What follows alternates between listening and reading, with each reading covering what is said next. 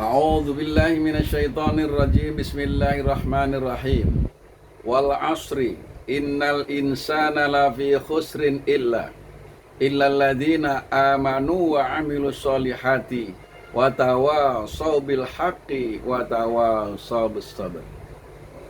Hadirin yang dirahmati Allah. Surah Al-Asr ini surat yang pendek, akan tetapi isinya sangat-sangat padat. Seandainya surah itu hanya satu, yaitu surah Al-Asr saja, kalau dilaksanakan dalam kehidupan, maka sudah cukup untuk orang itu menjadi bahagia selama dunia akhirat. Kita simak. Wal asri, demi waktu asar. Allah bersumpah menggunakan waktu. Artinya waktu itu adalah sangat-sangat berharga. Orang itu berhasil atau tidaknya bagaimana dia itu mensikapi waktu.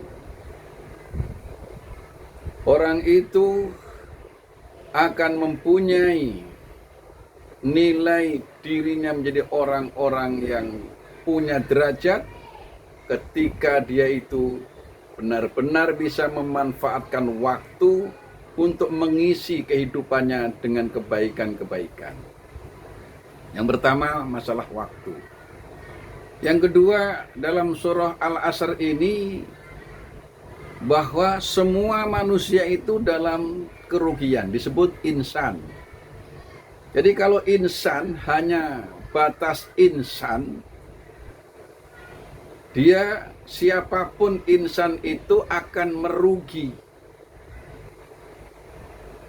Kalau hanya sekedar insan, hanya sebagai fisiknya itu semuanya sama, yaitu hanya terdiri dari kulit, daging, dan tulang. Namun orang itu, insan itu menjadi berharga kalau insan itu beriman kepada Allah. Maka lihat konteksnya, innal insana lafi khusrin. Semua manusia kalau hanya sekedar manusia, semua akan mendapatkan kerugian. Yang tidak akan rugi, yang punya derajat yang tinggi, yang selamat dunia akhirat, yaitu illalladzina amanu wa amilus solihat. Jadi yang mengangkat derajat martabat manusia itu mempunyai derajat yang tinggi di sisi Allah, dua, yaitu beriman kepada Allah dan selalu beramal soleh. Ketika seseorang itu menggunakan waktunya untuk beramal soleh, dan amal solehnya itu didasari dengan iman kepada Allah, maka apapun yang ia lakukan akan bermakna dengan adanya iman kepada Allah. Orang kafir juga berbuat kebaikan. Orang munafik juga berbuat kebaikan. Bahkan mungkin urusan duniawi bisa lebih banyak kebaikannya mereka. Ketika di masyarakat membutuhkan dana untuk membangun jalan, itu terkadang yang menyumbang lebih besar adalah orang non-muslim. Tapi karena mereka berbuat kebaikan, menyumbang pembangunan jalan dan lain-lain, juga mau kerja bakti dan lain-lain, juga menolong tetangganya, saudaranya. Tapi kenapa dia tetap masuk neraka nanti di akhirat? Karena tidak adanya amanu, karena tidak adanya iman kepada Allah. Jadi yang membuat orang itu menjadi tinggi nilainya di sisi Allah Subhanahu wa Ta'ala, ketika seseorang itu beriman kepada Allah. Semakin tinggi imannya, semakin tinggi derajatnya. Dan seluruh amal solehnya sekecil apapun akan diperhitungkan oleh Allah Subhanahu wa Ta'ala ketika amal soleh itu didasari dengan iman kepada Allah Subhanahu wa Ta'ala.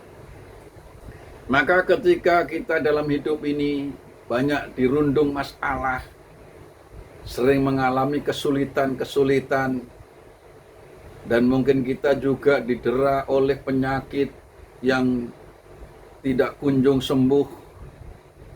Tapi penyakit, kemudian masalah, lalu kesulitan, ketika kita tetap beriman kepada Allah, maka penyakit itu menjadi penghapus dosa.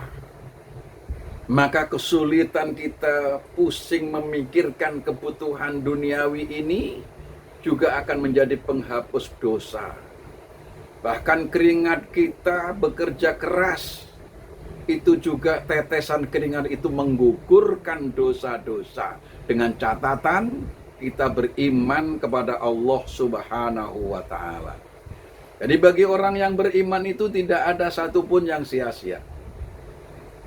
Apapun yang mendera dalam kehidupan kita, kesulitan apapun, itu semua bernilai di sisi Allah Subhanahu wa Ta'ala. Bahkan orang-orang yang diberikan kesulitan dalam hidup, namun dia tetap beriman kepada Allah, dia akan lebih mudah hisabnya, lebih cepat dia masuk surganya. Untuk itu mari kita pertahankan dan kita tingkatkan keimanan kita kepada Allah Subhanahu wa Ta'ala. Sekian, terima kasih. Wassalamualaikum warahmatullahi wabarakatuh.